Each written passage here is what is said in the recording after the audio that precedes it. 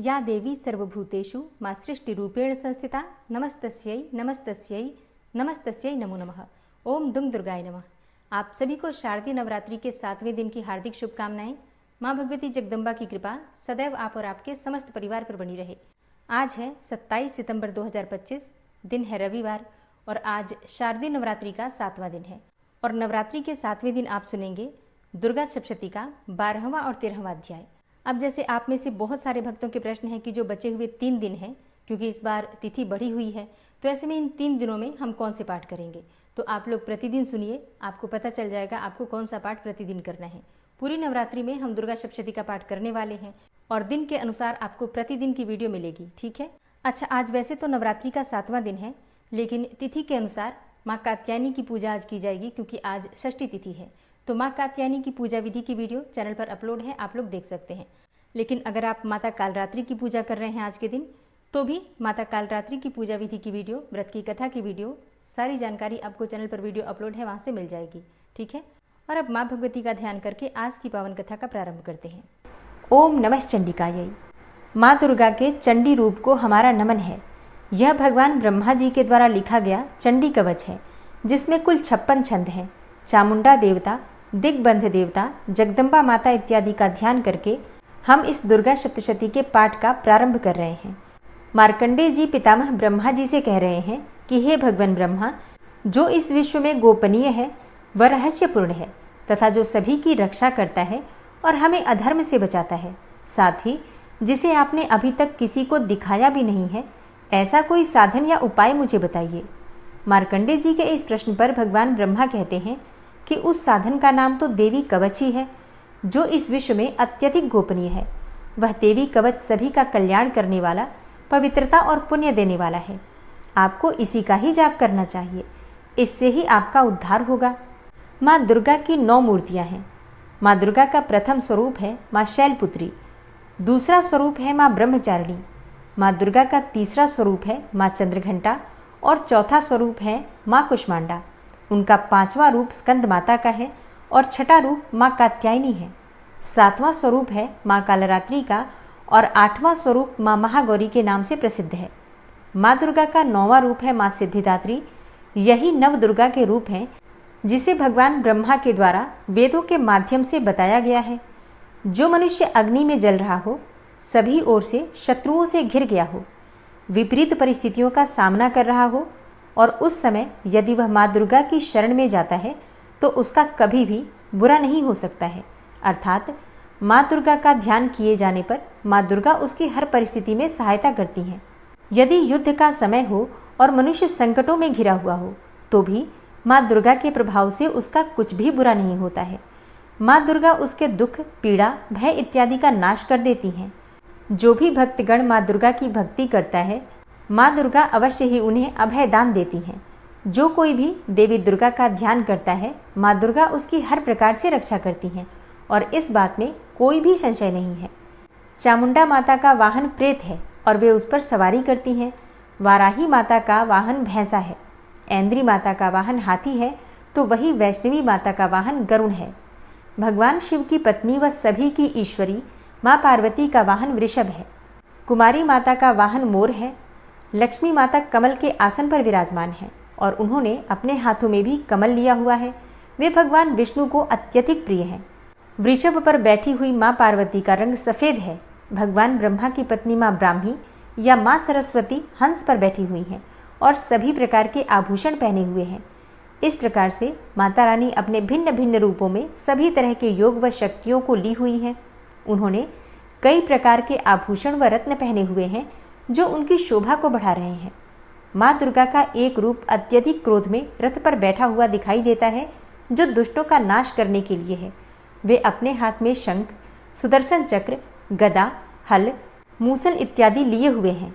इसके अलावा उन्होंने अपने हाथों में खेटक, तोमर, परशु, पाश, त्रिशूल तथा उत्तम कोटि का धनुष भी लिया हुआ है। माँ दुर्गा दैत्यों, दुष्टों व राक्षसों का नाश कर देती हैं, भक्तों का कल्याण करती हैं तथा देवताओं का सदैव हित करती हैं। इसी उद्देश्य के तहत ही उन्होंने भिन्न भिन्न भांति के अस्त्र शस्त्र लिए हुए हैं।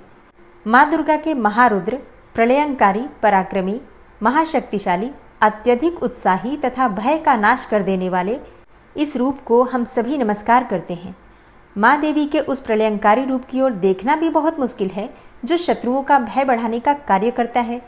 पूर्व दिशा में इंद्री देवी मेरी रक्षा कीजिए, आग्नेय दिशा में अग्नि देवी मेरी रक्षा कीजिए, दक्षिण दिशा में वाराही माता, नैऋत्य कोण में खड़ग धारिणी माँ, पश्चिम दिशा में वारुणी देवी और वायव्य कोण में मृगवाहिनी देवी मेरी रक्षा कीजिए।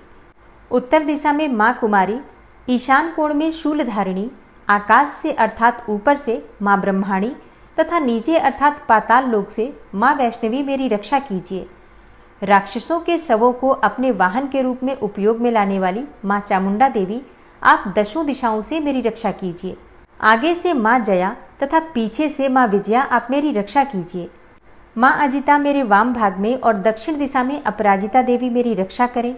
मेरे शिखा की रक्षा उद्योतिनी देवी और माँ उमा मेरे सिर की रक्षा करें अर्थात उसमें वास करें। आप मेरे ललाट की मालाधारी के रूप में और भौहों का यशस्विनी के रूप में संरक्षण करें। भौहों के बीच में त्रिनेत्र के रूप में और नाक की यम घंटा के रूप में रक्षा करें। दोनों आँखों के बीच में शंख माता के रूप में और कानों की द्वारवासिनी के रूप में रक्षा करें। मेरे कपाल की कालिका के रूप में और कानों के मूल की शांकरी देवी रक्षा करें। नासिका की सुगंधा देवी और होंठ के ऊपरी भाग की चर्चिका देवी रक्षा करें। होंठ के निचले भाग की रक्षा अमृत कला देवी और जीभ की सरस्वती देवी रक्षा करें। मेरे दांतों की कुमारी देवी, कंठ की चंडिका देवी, घंटिका की चित्रघंटा देवी और तालु की महामाया देवी रक्षा करें। मेरी ठोड़ी की कामाक्षी देवी, वाणी की सर्वमंगला देवी, ग्रीवा की भद्रकाली तथा मेरुदंड की धनुर्धारी देवी रक्षा करें। बाहरी कंठ की नीलग्रीवा देवी, कंठ नलिका की नलकूबरी, कंधों की खड़गनी देवी और भुजाओं की वज्रधारिणी देवी रक्षा करें। दोनों हाथों की दंडिनी देवी, अंगुलियों की जगदम्बिका माता, नाखूनों की शूलेश्वरी देवी और पेट की कुलेश्वरी देवी रक्षा करें। स्तनों की महादेवी, मन की शोक विनाशिनी देवी, हृदय की ललिता देवी और उदर की शूलधारिणी देवी रक्षा करें। नाभि की कामिनी देवी, गुहा की गुहेश्वरी देवी, लिंग की पूतना व कामिका देवी तथा गुदा की महिषवासिनी देवी रक्षा करें। कटिभाग की भगवती देवी, घुटनों की विंध्यवासिनी देवी, जांघों की महाबला देवी रक्षा करें और सभी कामनाओं को पूरा करें।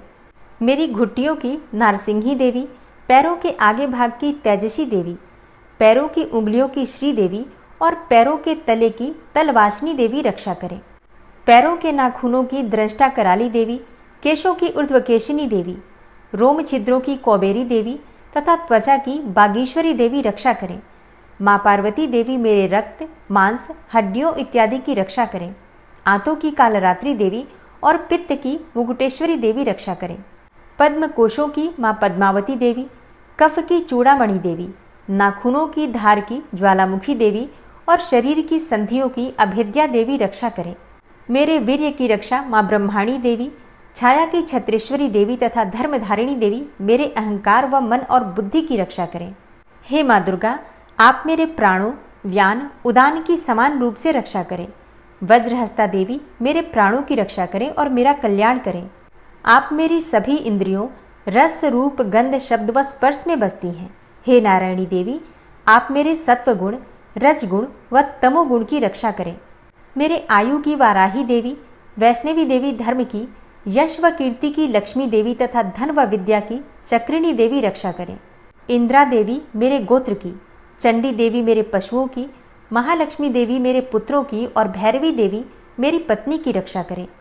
मेरे पथ की सुपथा देवी और उस मार्ग की क्षेमकरी देवी, राजा के दरबार में महालक्ष्मी देवी तथा सभी जगह निवास करने वाली विजया देवी मेरे भय की रक्षा करें। हे माँ दुर्गा, जो भी स्थान या अंग इस देवी कवच में रह गया है और वह अभी भी रक्षा करने योग्य है, तो आप उसकी भी रक्षा कीजिए। आप मेरे पापों का नाश करके मेरा उद्धार कीजिए। माँ दुर्गा की आज्ञा के बिना कोई भी व्यक्ति इस विश्व में एक कदम भी आगे नहीं बढ़ सकता है। हम यदि कहीं भी जा रहे हैं तो हमें अवश्य ही इस देवी कवच का पाठ करना चाहिए और उसके बाद ही प्रस्थान करना चाहिए। इस दुर्गा रक्षा कवच के पाठ से हमें हर जगह लाभ व सफलता मिलती है और हमारे सभी काम बन जाते हैं। हम जब भी माँ दुर्गा का ध्यान करते हैं वैसे ही हमारे सभी काम बनते चले जाते हैं। उस व्यक्ति को इस पृथ्वी पर बिना किसी तुलना के परम यश और वैभव प्राप्त होता है। जो भी भक्तगण इस देवी रक्षा कवच का पाठ करता है उसका भय समाप्त हो जाता है, युद्ध में उसकी विजय होती है तथा वह तीनों लोकों में पूजनीय हो जाता है। देवी माता का यह रक्षा कवच देवताओं तक के लिए बहुत दुर्लभ है। जो व्यक्ति इस देवी कवच का तीनों समय श्रद्धा भाव के साथ पाठ करता है उसे देवी माता की कृपा से तीनों लोकों में विजय मिलती है। वह अकाल मृत्यु के भय से दूर होता है तथा 100 वर्षों से भी अधिक समय तक जीवित रहता है। इस दुर्गा कवच के पाठ से व्यक्ति के शरीर में होने वाले हर तरह के रोग समाप्त हो जाते हैं। उसके शरीर में बनने वाला विष भी समाप्त हो जाता है तथा कोई रोग उसका कुछ भी बिगाड़ नहीं सकता है। जो भी मनुष्य इस दुर्गा रक्षा कवच को अपने हृदय में धारण कर लेता है उस पर इस पृथ्वी पर होने वाले सभी तरह के अभिचारण मंत्र तंत्र का प्रभाव समाप्त हो जाता है। सभी तरह की डाकिनी शाकिनी अंतरिक्ष में रहने वाले अति शक्तिशाली व भयंकर डाकिन, भूत, पिशाच, यक्ष, गंधर्व, राक्षस, ब्रह्म राक्षस, वेताल, कुष्मांडा, भैरव इत्यादि सभी तरह की नकारात्मक शक्तियों के प्रभाव इस दुर्गा कवच के माध्यम से समाप्त हो जाते हैं। इस रक्षा कवच का पाठ करने वाला व्यक्ति राजा से सम्मान प्राप्त करता है और उसकी सुख संपत्ति में वृद्धि होती है। जो भी व्यक्ति इस देवी कवच का पाठ करता है उसका हर जगह यश बढ़ता ही जाता है और जो भी इस कवच का 7 बार जाप करता है उसका वंश इस पृथ्वी के अंत तक रहता है। इसके पश्चात जब उसकी मृत्यु हो जाती है तब वह माँ दुर्गा के आशीर्वाद से परम स्थान को प्राप्त करता है, जो देवताओं को भी अत्यंत दुर्लभ है। उसे महामाया का प्रसाद मिलता है और उसकी मुक्ति हो जाती है। वह माँ दुर्गा के आशीर्वाद से सुंदर रूप को धारण करता है और भगवान शिव के समान आनंद प्राप्त करता है। श्री देवी दुर्गा कवच संपूर्ण हुआ और अब पूरे भक्तिभाव से माँ दुर्गा का ध्यान करके अर्गला स्तोत्र का पाठ करते हैं। ओम नमः चंडिकायै। माँ चंडिका देवी को नमस्कार है। मार्कंडेय ऋषि जी कहते हैं, जयंती अर्थात सबसे उत्कृष्ट एवं विजयशालिनी, मंगला अर्थात अपने भक्तों के जन्म मरण आदि संसार बंधन को दूर करने वाली मोक्षदायिनी मंगलदायी देवी, काली अर्थात प्रलय काल में संपूर्ण सृष्टि को अपना ग्रास बना लेने वाली देवी, भद्रकाली अर्थात अपने भक्तों के लिए ही भद्र अथवा मंगल स्वीकार करने वाली, कपालिनी अर्थात हाथ में कपाल तथा गले में मुंडमाला धारण करने वाली, दुर्गा अर्थात कर्म एवं उपासना स्वरूप दुस्साध्य साधन से प्राप्त होने वाली, क्षमा अर्थात अत्यंत करुणामय स्वभाव होने के कारण अपने भक्तों के सारे अपराध क्षमा करने वाली, शिवा अर्थात सबका कल्याण करने वाली, धात्री अर्थात संपूर्ण प्रपंच को धारण करने वाली, स्वाहा अर्थात स्वाहा रूप से यज्ञ भाग ग्रहण करके देवताओं का पोषण करने वाली, और स्वधा अर्थात स्वधा रूप से श्राद्ध और तर्पण को स्वीकार करके पितरों का पोषण करने वाली। इन नामों से प्रसिद्ध हे जगदम्बिके, तुम्हें मेरा नमस्कार है। हे देवी चामुंडे, तुम्हारी जय हो। संपूर्ण प्राणियों की पीड़ा हरने वाली देवी, तुम्हारी जय हो। सब में व्याप्त रहने वाली देवी, तुम्हारी जय हो। हे कालरात्रि, तुम्हें नमस्कार है। मधु और कैटब को मारने वाली तथा ब्रह्मा जी को वरदान देने वाली देवी, तुम्हें नमस्कार है। तुम मुझे रूप दो, जय दो, यश दो और काम क्रोध आदि शत्रुओं का नाश करो। महिषासुर का नाश करने वाली तथा भक्तों को सुख देने वाली हे देवी, तुम्हें नमस्कार है। तुम रूप दो, जय दो, यश दो और काम क्रोध आदि शत्रुओं का नाश करो। रक्त बीज का वध और चंडमुंड का विनाश करने वाली हे देवी, तुम रूप दो, जय दो, यश दो और काम क्रोध आदि शत्रुओं का नाश करो। शुंभ और निशुंभ तथा धूम्रलोचन का मर्दन करने वाली हे देवी, तुम रूप दो, जय दो, यश दो और काम क्रोध आदि शत्रुओं का नाश करो। सबके द्वारा वंदित युगल चरणों वाली तथा संपूर्ण सौभाग्य प्रदान करने वाली हे देवी, तुम रूप दो, जय दो, यश दो और काम क्रोध आदि शत्रुओं का नाश करो। हे देवी, तुम्हारे रूप और चरित्र अचिंत्य हैं। तुम समस्त शत्रुओं का विनाश करने वाली हो। तुम रूप दो, जय दो, यश दो और काम क्रोध आदि शत्रुओं का नाश करो। पापों को दूर करने वाली हे चंडिके, जो भक्तिपूर्वक तुम्हारे चरणों में सर्वदा मस्तक झुकाते हैं, उन्हें रूप दो, जय दो, यश दो और उनके काम क्रोध आदि शत्रुओं का नाश करो। रोगों का नाश करने वाली हे चंडिके, जो भक्तिपूर्वक तुम्हारी स्तुति करते हैं, उन्हें रूप दो, जय दो, यश दो और उनके काम क्रोध आदि शत्रुओं का नाश करो। हे चंडिके, इस संसार में जो भक्तिपूर्वक तुम्हारी पूजा करते हैं, उन्हें रूप दो, जय दो, यश दो और उनके काम क्रोध आदि शत्रुओं का नाश करो। मुझे सौभाग्य और आरोग्य दो, परम सुख दो, रूप दो, जय दो, यश दो और मेरे काम क्रोध आदि शत्रुओं का नाश करो। जो मुझसे द्वेष रखते हों उनका नाश और मेरे बल की वृद्धि करो। रूप दो, जय दो, यश दो और मेरे काम क्रोध आदि शत्रुओं का नाश करो। हे देवी, मेरा कल्याण करो, मुझे उत्तम संपत्ति प्रदान करो। रूप दो, जय दो, यश दो और मेरे काम क्रोध आदि शत्रुओं का नाश करो। हे अंबिके, देवता और असुर दोनों ही अपने माथे के मुकुट की मड़ियों को तुम्हारे चरणों पर घिसते रहते हैं। तुम रूप दो, जय दो, यश दो और काम क्रोध आदि शत्रुओं का नाश करो। तुम अपने भक्तजनों को विद्वान, यशस्वी और लक्ष्मीवान बनाओ तथा रूप दो, जय दो, यश दो और उनके काम क्रोध आदि शत्रुओं का नाश करो। प्रचंड दैत्यों के दर्प का दलन करने वाली हे चंडिके, मुझ शरणागत को रूप दो, जय दो, यश दो और मेरे काम क्रोध आदि शत्रुओं का नाश करो। चतुर्मुख ब्रह्मा जी के द्वारा प्रशंसित चार भुजाधारिणी हे परमेश्वरी, तुम रूप दो, जय दो, यश दो और काम क्रोध आदि शत्रुओं का नाश करो। हे देवी अंबिके, भगवान विष्णु नित्य निरंतर भक्ति पूर्वक तुम्हारी स्तुति करते रहते हैं। तुम रूप दो, जय दो, यश दो और काम क्रोध आदि शत्रुओं का नाश करो। हिमालय कन्या पार्वती के पति महादेव जी के द्वारा प्रशंसित होने वाली हे परमेश्वरी, तुम रूप दो, जय दो, यश दो और काम क्रोध आदि शत्रुओं का नाश करो। शचीपति इंद्र के द्वारा सद्भाव से पूजित होने वाली हे परमेश्वरी, तुम रूप दो, जय दो, यश दो और काम क्रोध आदि शत्रुओं का नाश करो। प्रचंड भुजदंडों वाले दैत्यों का घमंड चूर करने वाली हे देवी, तुम रूप दो, जय दो, यश दो और काम क्रोध आदि शत्रुओं का नाश करो। हे देवी अंबिके, तुम अपने भक्तजनों को सदा असीम आनंद प्रदान करती रहती हो। मुझे रूप दो, जय दो, यश दो और मेरे काम क्रोध आदि शत्रुओं का नाश करो। मन की इच्छा के अनुसार चलने वाली मनोहर पत्नी प्रदान करो, जो दुर्गम संसार सागर से तारने वाली तथा उत्तम कुल में उत्पन्न हुई हो। जो मनुष्य इस अर्गला स्तोत्र का पाठ करके सप्तशती रूपी महास्तोत्र का पाठ करता है, वह सप्तशती की जप संख्या से मिलने वाले श्रेष्ठ फल को प्राप्त होता है। साथ ही वह प्रचुर संपत्ति भी प्राप्त कर लेता है। अर्गला स्तोत्र संपूर्ण हुआ। ओम नमः चंडिकायै। मार्कंडेय ऋषि जी कहते हैं, चंडिका देवी को नमस्कार है।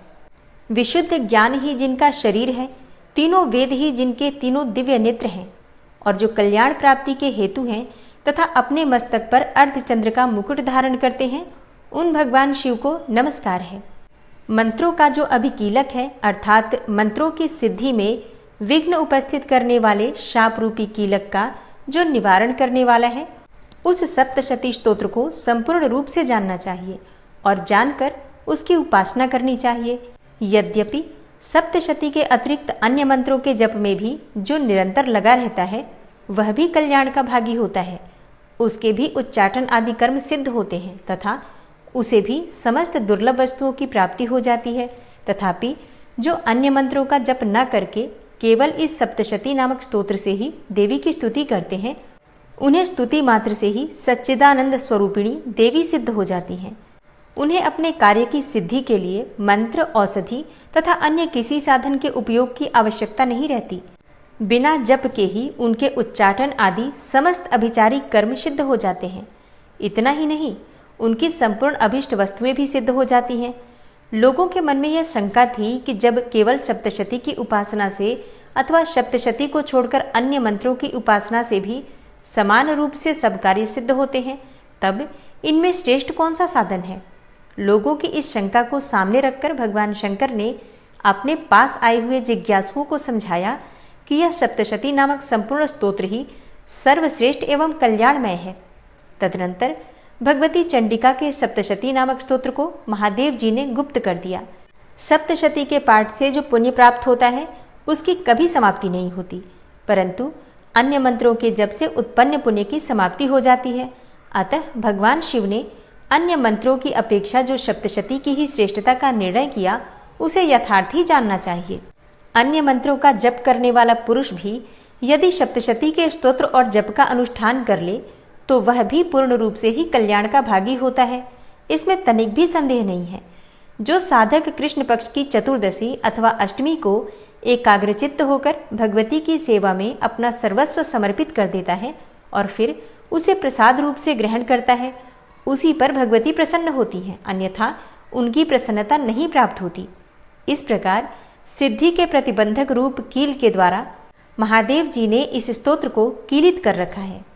जो पूर्वोक्त रीति से निष्कीलन करके इस सप्तशती स्तोत्र का प्रतिदिन स्पष्ट उच्चारण पूर्वक पाठ करता है, वह मनुष्य सिद्ध हो जाता है, वही देवी का पार्षद होता है और वही गंधर्व भी होता है। सर्वत्र विचरते रहने पर भी इस संसार में उसे कहीं भी भय नहीं होता, वह अपमृत्यु के वश में नहीं पड़ता तथा देह त्यागने के बाद वह मोक्ष प्राप्त कर लेता है। अतः कीलन को जानकर उसका परिहार करके ही सप्तशती का पाठ आरंभ करें। जो ऐसा नहीं करता उसका नाश हो जाता है। इसलिए कीलक और निष्कीलन का ज्ञान प्राप्त करने पर ही यह स्तोत्र निर्दोष होता है और विद्वान पुरुष इस निर्दोष स्तोत्र का ही पाठ आरंभ करते हैं। स्त्रियों में जो कुछ भी सौभाग्य आदि दृष्टिगोचर होता है वह सब देवी के प्रसाद रूप का ही फल है। अतः इस कल्याणमय स्तोत्र का सदा जाप करना चाहिए। इस स्तोत्र का मंद स्वर से पाठ करने पर स्वल्प फल की प्राप्ति होती है और उच्च स्वर से पाठ करने पर पूर्ण फल की सिद्धि होती है। अतः उच्च स्वर से ही इसका पाठ आरंभ करना चाहिए। जिनके प्रसाद से ऐश्वर्य, सौभाग्य, आरोग्य, संपत्ति, शत्रुनाश तथा परम मोक्ष की भी सिद्धि होती है, उस कल्याणमयी जगदम्बा की स्तुति मनुष्य क्यों नहीं करते। कीलक स्तोत्र संपूर्ण हुआ। दुर्गा सप्तशती का 12वां और 13वां अध्याय। तो सबसे पहले दुर्गा सप्तशती के 12वें अध्याय का पाठ करेंगे, जिसमें देवी चरित्रों के पाठ का महात्म्य भगवती जगदम्बा देवताओं से बता रही हैं। तो माँ दुर्गा का ध्यान करके ओम नमः चंडिकाय इस मंत्र का उच्चारण कीजिए। उसके बाद पूरे भक्तिभाव से इस कथा का श्रवण करते हैं। देवी बोली, हे देवताओं, जो एकाग्रचित्त होकर प्रतिदिन इन स्तुतियों से मेरा स्तवन करेगा, उसकी सारी बाधा मैं निश्चय ही दूर कर दूंगी। जो मधुकैटभ का नाश, महिषासुर का वध तथा शुंभ निशुंभ के संहार के प्रसंग का पाठ करेंगे तथा अष्टमी, नवमी और चतुर्दशी को भी जो एकाग्रचित्त होकर भक्ति पूर्वक मेरे उत्तम महात्म्य का श्रवण करेंगे, उन्हें कोई पाप नहीं छू सकेगा। उन पर पाप जनित आपत्तियां भी नहीं आएंगी। उनके घर में कभी दरिद्रता नहीं होगी तथा उनको कभी प्रेमी जनों के बिछोह का कष्ट भी नहीं भोगना पड़ेगा। इतना ही नहीं, उन्हें शत्रु से, लुटेरों से, राजा से, शस्त्र से, अग्नि से तथा जल की राशि से भी कभी भय नहीं होगा। इसलिए सबको एकाग्रचित्त होकर भक्तिपूर्वक मेरे इस महात्म्य को सदा पढ़ना और सुनना चाहिए। यह परम कल्याणकारक है। मेरा महात्म्य महामारी जनित समस्त उपद्रवों तथा आध्यात्मिक आदि तीनों प्रकार के उत्पातों को शांत करने वाला है। मेरे जिस मंदिर में प्रतिदिन विधि पूर्वक मेरे इस महात्म्य का पाठ किया जाता है, उस स्थान को मैं कभी नहीं छोड़ती। वहां सदा ही मेरा सन्निधान बना रहता है। बलिदान, पूजा, होम तथा महोत्सव के अवसरों पर मेरे इस चरित्र का पूरा पाठ और श्रवण करना चाहिए। ऐसा करने पर मनुष्य विधि को जानकर या बिना जाने भी मेरे लिए जो बलि, पूजा या होम आदि करेगा, उसे मैं बड़ी प्रसन्नता के साथ ग्रहण करूंगी। शरद काल में जो वार्षिक महापूजा की जाती है, उस अवसर पर जो मेरे इस महात्म्य को भक्तिपूर्वक सुनेगा, वह मनुष्य मेरे प्रसाद से सब बाधाओं से मुक्त तथा धन, धान्य एवं पुत्र से संपन्न होगा। इसमें तनिक भी संदेह नहीं है। मेरे इस महात्म्य, मेरे प्रादुर्भाव की सुंदर कथाएं तथा युद्ध में किए हुए मेरे पराक्रम सुनने से मनुष्य निर्भय हो जाता है। मेरे महात्म्य का श्रवण करने वाले पुरुषों के शत्रु नष्ट हो जाते हैं, उन्हें कल्याण की प्राप्ति होती है तथा उनका कुल आनंदित रहता है। सर्वत्र शांति कर्म में बुरे स्वप्न दिखाई देने पर तथा ग्रह जनित भयंकर पीड़ा उपस्थित होने पर मेरा महात्म्य श्रवण करना चाहिए।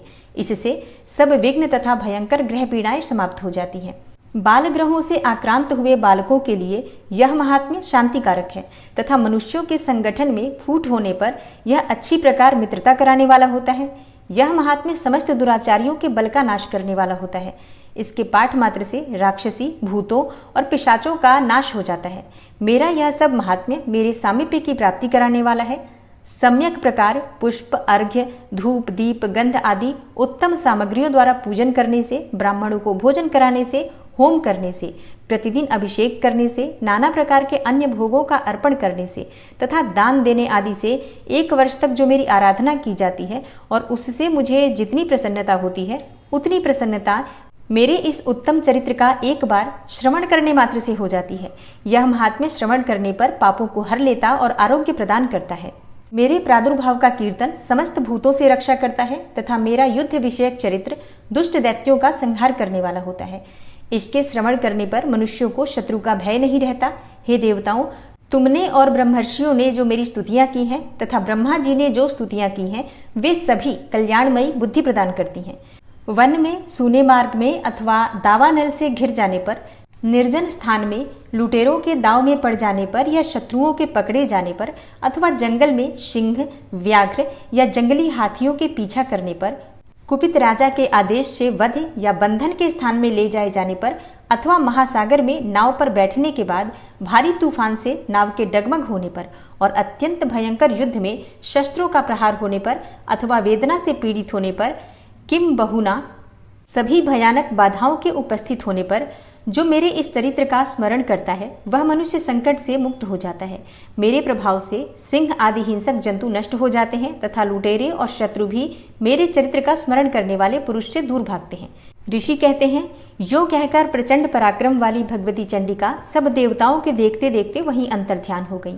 फिर समस्त देवता भी शत्रुओं के मारे जाने से निर्भय हो पहले की भांति यज्ञ भाग का उपभोग करते हुए अपने अपने अधिकार का पालन करने लगे। संसार का विध्वंस करने वाले महाभयंकर अतुल पराक्रमी देव शत्रु शुंभ तथा महाबली निशुंभ के युद्ध में देवी द्वारा मारे जाने पर शेष दैत्य पाताल लोक में चले गए। हे राजन, इस प्रकार भगवती अंबिका देवी नित्य होती हुई भी पुनः पुनः प्रकट होकर जगत की रक्षा करती हैं। वे ही इस विश्व को मोहित करती, वे ही जगत को जन्म देती तथा वे ही प्रार्थना करने पर संतुष्ट हो विज्ञान एवं समृद्धि प्रदान करती हैं। हे राजन, महाप्रलय के समय महामारी का स्वरूप धारण करने वाली वे महाकाली ही इस समस्त ब्रह्मांड में व्याप्त हैं।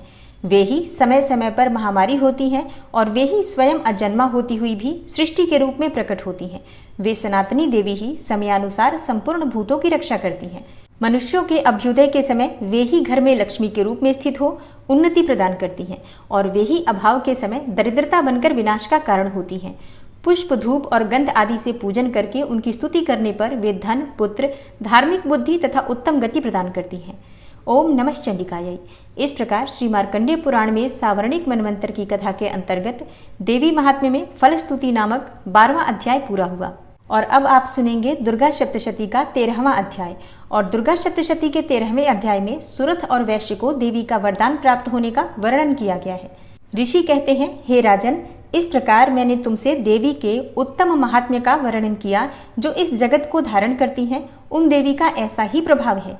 वे ही विद्या अर्थात ज्ञान उत्पन्न करती हैं। भगवान विष्णु की माया स्वरूपा उन भगवती के द्वारा ही तुम, ये वैश्य तथा अन्यान्य विवेकी जन मोहित होते हैं, मोहित हुए हैं तथा आगे भी मोहित होते रहेंगे। हे महाराज, तुम उन्हीं परमेश्वरी की शरण में जाओ।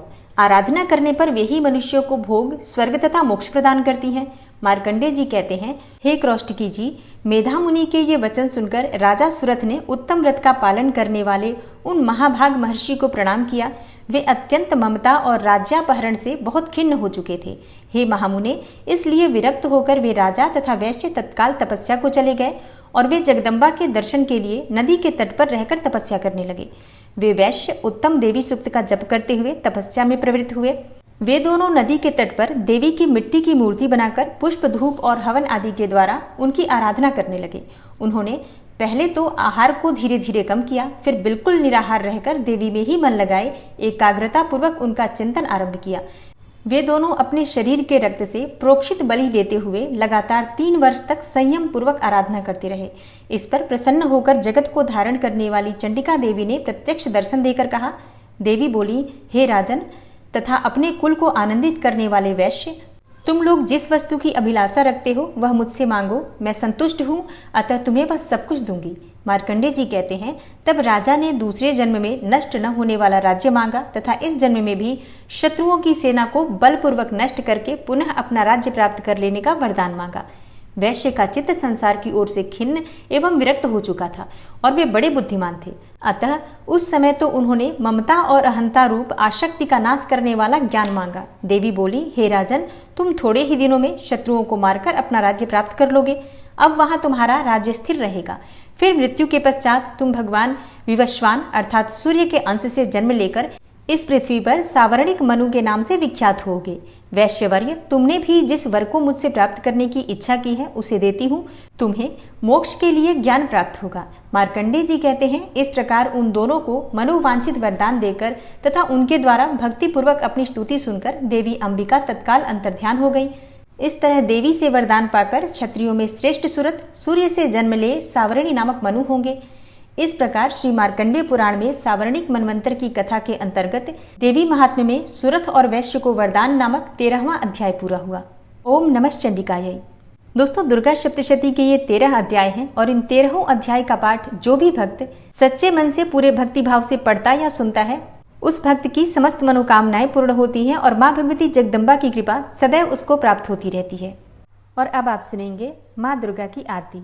भोर भई दिन चढ़ गया मेरी अम्बे, हो रही जय जयकार मंदिर विच आरती जय माँ, हे दरबारा वाली आरती जय माँ, ओ पहाड़ा वाली आरती जय माँ। काहे दी मैया तेरी आरती बनावा, काहे दी मैया तेरी आरती बनावा, काहे दी पावा विच बाती मंदिर विच आरती जय माँ, सुहे चोलिया वाली आरती जय माँ, हे पहाड़ा वाली आरती जय माँ।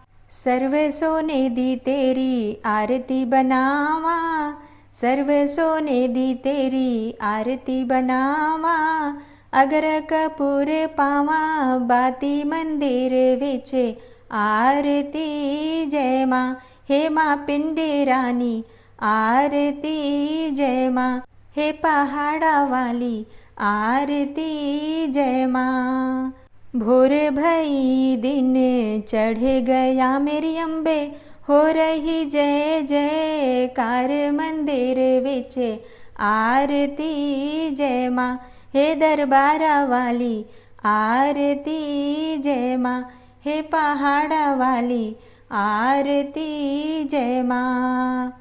कौन सुहागन दीवा बालिया मेरी मैया, कौन सुहागन दीवा बालिया मेरी मैया, कौन जागेगा सारी रात मंदिर विच आरती जय माँ, सचिया जोता वाली आरती जय माँ, हे पहाड़ा वाली आरती जय माँ।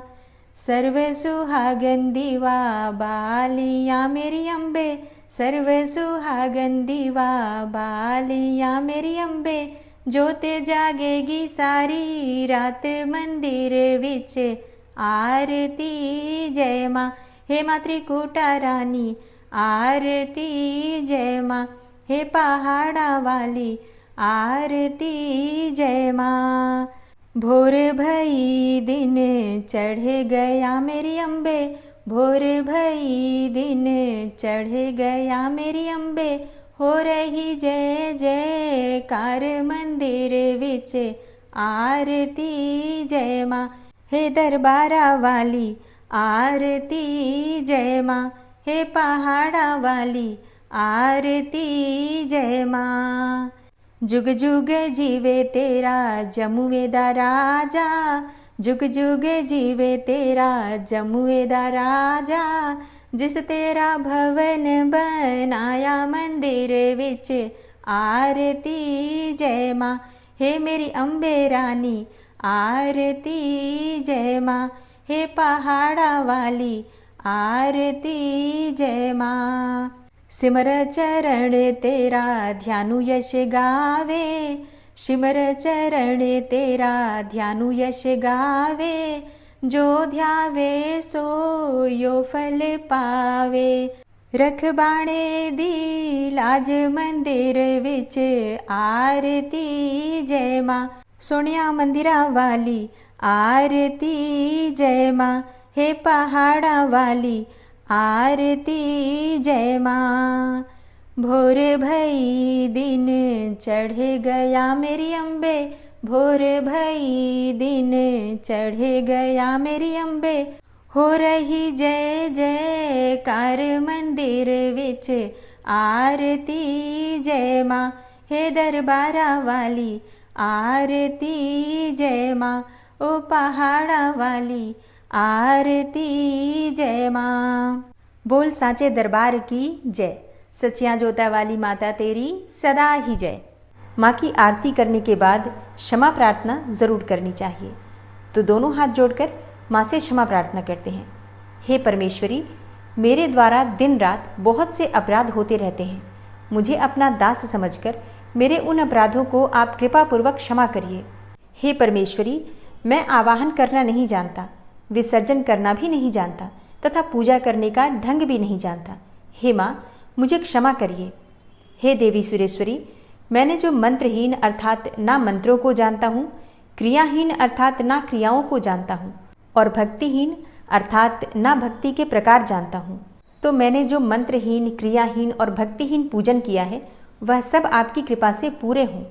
सैकड़ों अपराध करने के बाद भी जो आपकी शरण में आके जगदम्बा कहकर पुकारता है, उसे वह गति प्राप्त होती है जो ब्रह्मा आदि देवताओं के लिए भी पाना आसान नहीं है। हे जगदम्बिके, मैं अपराधी हूँ किंतु आपकी शरण में आया हूँ। इस समय दया का पात्र हूँ, आप जैसा चाहें वैसा करें। हे देवी परमेश्वरी, अज्ञानवश भूल से या बुद्धि भ्रष्ट होने के कारण मैंने जो भी न्यूनता या अधिकता कर दी हो वह सब क्षमा करें और प्रसन्न हो। हे सच्चिदानंद स्वरूपा परमेश्वरी, जगन माता कामेश्वरी, आप प्रेम पूर्वक मेरी यह पूजा स्वीकार करें और मुझ पर प्रसन्न रहें। हे देवी सुरेश्वरी, आप गोपनीय से भी गोपनीय वस्तु की रक्षा करने वाली हैं। मेरे निवेदन किए हुए इस जप को ग्रहण करिए। आपकी कृपा से मुझे सिद्धि की प्राप्ति हो। इस प्रकार क्षमा प्रार्थना मंत्र के पाठ से दुर्गा माता आपके जाने अनजाने में हुए सारे अपराधों को क्षमा करेंगी और उनकी कृपा सदैव आपके ऊपर बनी रहेगी। और अगर आप अष्टमी, नवमी और कन्या पूजन की और कलश विसर्जन की संपूर्ण जानकारी चाहते हैं, व्रत के पारण का शुभ मुहूर्त जानना चाहते हैं, तो चैनल पर वीडियो अपलोड हो चुकी है, ज़रूर देख लीजिए। उम्मीद करती हूँ ये वीडियो आपके लिए उपयोगी होगी। वीडियो अच्छी लगी हो तो लाइक कीजिए, संभव हो तो शेयर भी कीजिए और चैनल पर पहली बार आए हैं तो सब्सक्राइब करके बेल आइकन को जरूर प्रेस कर लीजिए ताकि सभी वीडियोज की नोटिफिकेशन आपको सही समय पर प्राप्त हो। मिलती हूँ मैं आपसे अगली वीडियो में, तब तक के लिए जय श्री राधे।